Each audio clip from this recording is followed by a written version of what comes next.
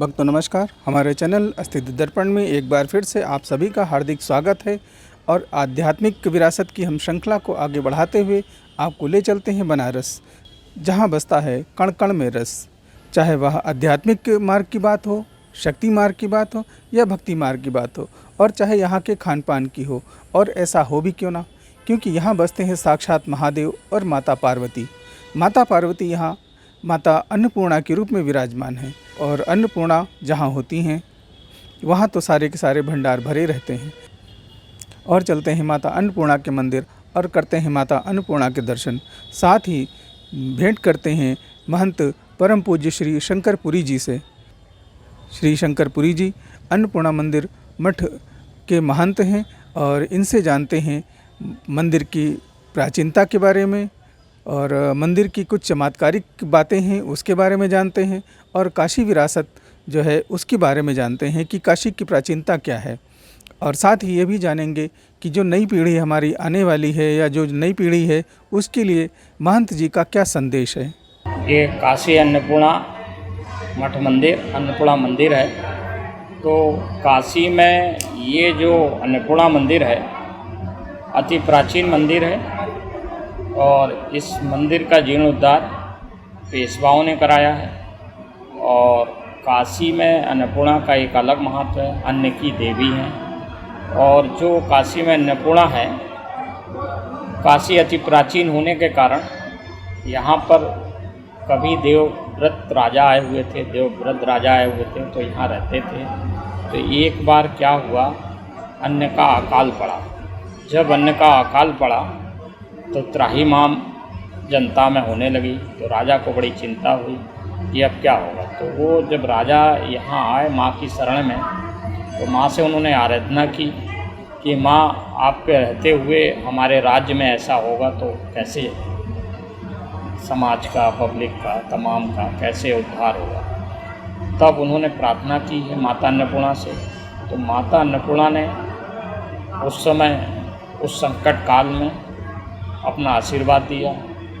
तो जो पब्लिक थी खुशहाल हो गई, ऐसे लेख मिलते हैं। दूसरा ये है कि काशी में अन्नपूर्णा का महत्व, काशी में अन्नपूर्णा का महत्व ये है कि एक बार माता पार्वती और बाबा विश्वनाथ हिमालय पे थे, और हिमालय पर रहते रहते अपना किसी बात को लेके अनबन हुई, और बाबा तीनों लोक में घूमने के लिए या विचरण करने के लिए निकले।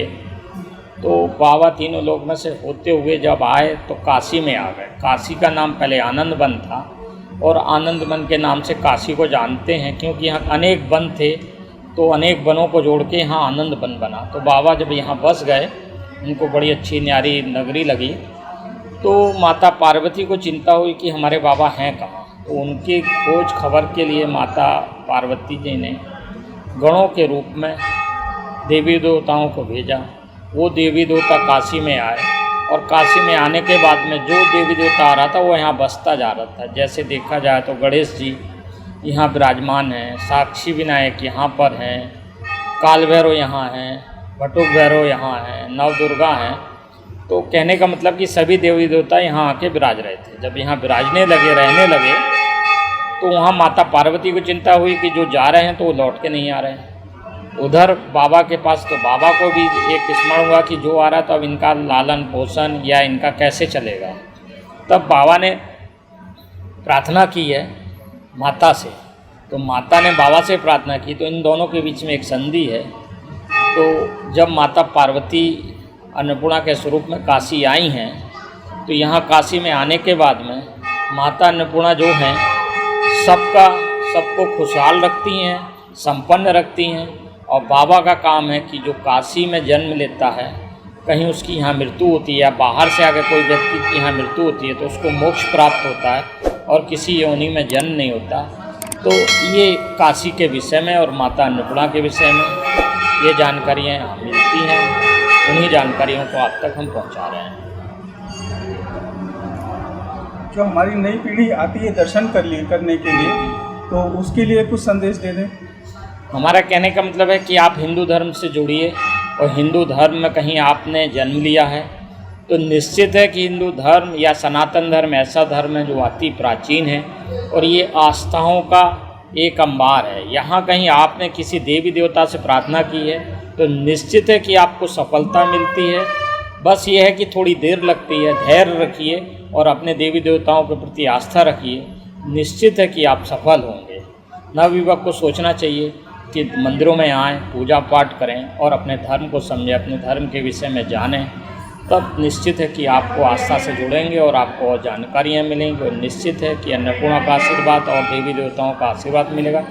निश्चित है आप कहीं जाते हैं तो एक उदाहरण के तौर पर देखिए, जो आपको मंदिर के अंदर एनर्जी मिल जाएगी, आप किसी भी मंदिर में पहुँच जाएँ, अन्नपूर्णा मंदिर पहुँच जाएँ, विश्वनाथ मंदिर पहुँच जाएँ, काल भैरव पहुँच जाएँ, केदार जी पहुँच जाएँ, तो एक अलग सी एनर्जी महसूस होती है और आपके अंदर एक जब एनर्जी के जब चार्ज हो जाती है और एक अच्छी ऊर्जा आती है सकारात्मक, और निश्चित है कि आपका भविष्य उज्ज्वल होता है। इसलिए आप लोग जो भी नवयुवक हैं, किसी न किसी मंदिर में आप जाइए, आपके अगल बगल में कोई देवी देवता हैं तो वहाँ जाइए और न किसी तीर्थ स्थान पर जाइए, तो निश्चित है कि आपने किसी प्रकार के भूले भटके में किसी प्रकार का आपसे पाप हो गया तो निश्चित है कि उसमें आपको मोक्ष मिलता है और नई आपको एनर्जी प्राप्त होती है।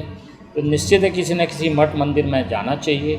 ज़्यादा करके आप देखो कि प्राचीन बड़े मंदिर हों, जहाँ भी हों, चाहे उत्तर भारत हो, चाहे दक्षिण भारत हो, चाहे कहीं भी हो, वहाँ जाइए तो निश्चित आपको आशीर्वाद मिलेगा और आपका जीवन सफल होगा। साथ ही हम आपको एक बात और बताना चाहते हैं कि जो भी बाबा विश्वनाथ के दर्शन करने के लिए आते हैं तो उनको माता अन्नपूर्णा के दर्शन भी ज़रूर करने चाहिए।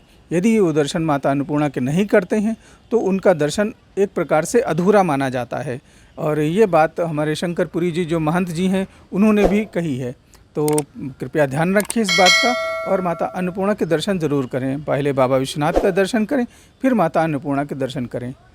हर हर महादेव, ओम नमः शिवाय।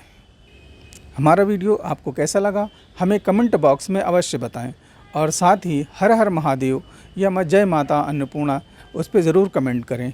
जय माता अन्नपूर्णा।